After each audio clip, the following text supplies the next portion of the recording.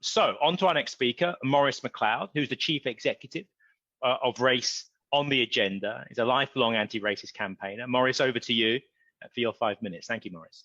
Well, thank you, Clive, and hello everyone. Look, our democracy's got a problem. As well as running ROTA, I'm a local councillor, and before the pandemic, I spent a lot of time sort of knocking on doors and asking people to vote for my party's candidate, and the responses were really disappointingly predictable. Why should I vote? What difference does it make? That there's a large chunk of our society for whom politics is something that happens to them rather than something that they engage with. Laws sort of come down from on high and have sort of massive impacts on their lives, but those making the laws feel sort of remote and unaccountable.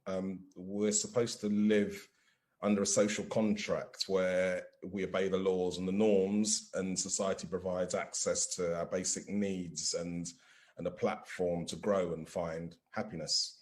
But if those laws and norms mean our families don't actually get access to those basic needs, and if the platforms for growth are so lopsided that they become like a cliff face rather than a playing field, our only fallback is the promise of being able to replace the lawmakers with new ones. Every few years, we all get the opportunity to replace our elected representatives and choose someone who we prefer. I actually think it's a poor shadow of a real democracy, but it's sort of the only version we've got at the moment.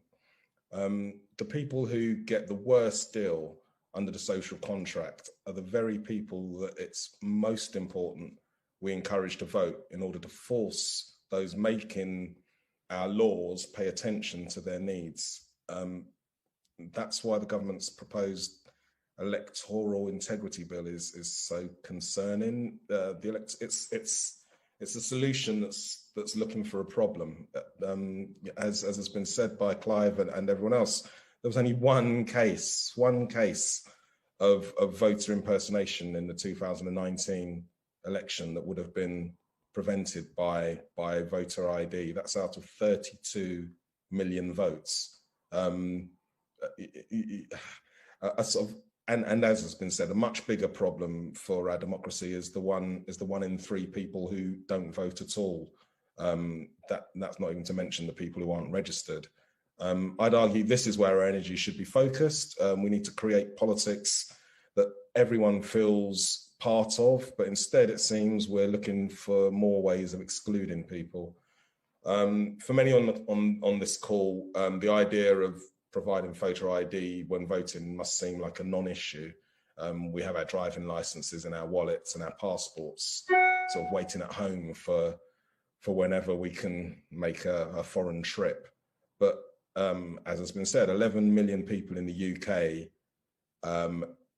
that's more than 1 in 5 of the electorate, don't have any form of photo ID.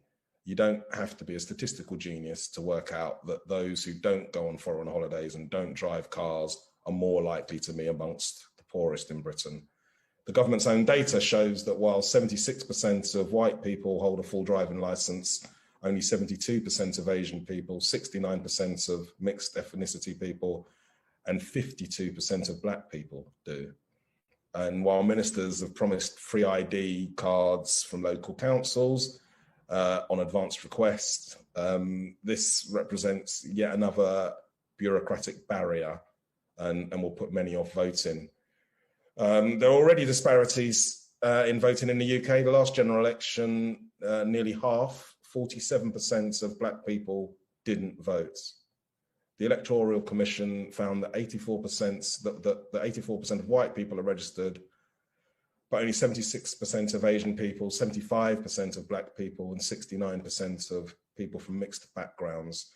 The hostile immigration environment has created many reasons for migrants and to be cautious when it comes to engaging with the state. And a quarter of eligible first-generation migrants and a fifth of second-generation migrants are not registered to vote.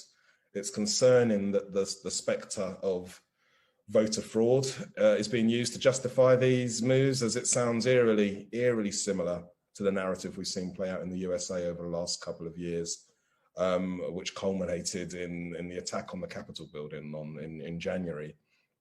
We've seen in recent years that if large portions of the public feel that society isn't working for them and that they have no real way of encouraging it to change, the results can be unpredictable.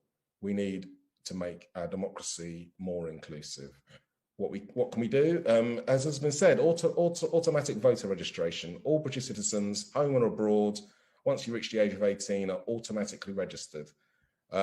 Bringing in a one-day holiday, a statutory holiday for voting, so that people in precarious work don't have to negotiate with their bosses in order to exercise their democratic rights, and of course scrapping any idea of mandatory voter ID at the polling stations.